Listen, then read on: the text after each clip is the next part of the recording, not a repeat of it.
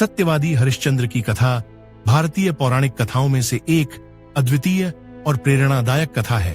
यह कथा राजा हरिश्चंद्र के सत्य और धर्म के प्रति समर्पण और धैर्य की मिसाल पेश करती है। कथा के अनुसार राजा हरिश्चंद्र अयोध्या के प्रतापी और धर्मनिष्ठ राजा थे। उनके राज्य में प्रजा सुखी और संपन्न थी। वे सत्य के प्रति इतने निष्ठावान थे कि उन्होंने कभी भी झूठ नहीं बोला। उनकी सत्यनिष्ठा की ख्याति पूरे संसार में फैली हुई थी।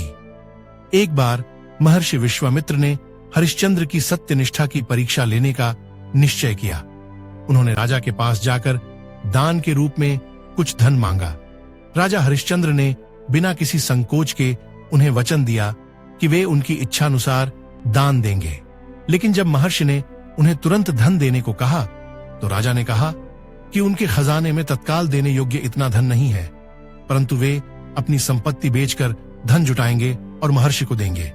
राजा ने अपने राज्य, अपने महल और यहाँ तक कि अपनी पत्नी रानी तारामती और पुत्र रोहिताश्व को भी बेच दिया ताकि वे महर्षि को वचन अनुसार दान दे सकें।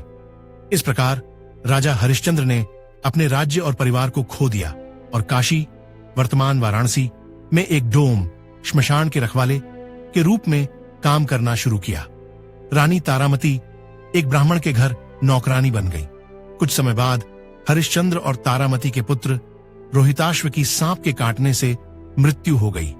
दुखी माता तारामती अपने बेटे का अंतिम संस्कार करवाने के लिए हरिश्चंद्र के पास पहुंची, जो उस समय श्मशान का कार्य देख रहे थे। उन्होंने रोहिताश्व का दाह संस्कार करने के लिए शुल्क मांगा, जो कि नियम था, परंतु रानी के पास कोई धन नहीं था।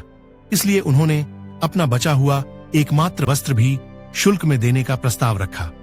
हरिश्चंद्र को अपनी पत्नी और पुत्र को इस अवस्था में देखकर अत्यंत दुख हुआ, परंतु उन्होंने सत्य का पालन किया और नियमों के अनुसार दाह संस्कार का शुल्क लिया। जब रानी ने पुत्र को चिता पर रखा और अग्नि प्रज्वलित की, तब भगवान विष्णु और महर्षि विश्वामित्र वहां प्रकट हुए।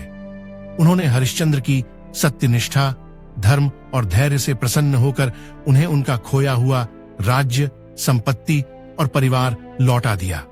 भगवान विष्णु ने राजा हरिश्चंद्र को आशीर्वाद दिया और कहा कि उनका नाम युगों युगों तक सत्यनिष्ठा और धर्म के प्रतीक के रूप में स्मरण किया जाएगा।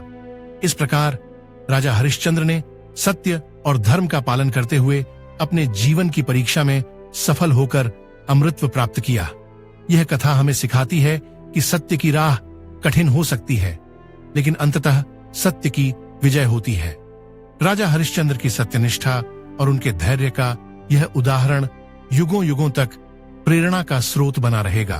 दोस्तों, अगर आपको हमारा ये वीडियो पसंद आया हो तो इसे लाइक करना न भूलें और हाँ, इस चैनल को सब्सक्राइब कर लीजिए ताकि आप हमारे आने वाले सभी ज्ञानवर्धक वीडियो को सबसे पहले देख सकें।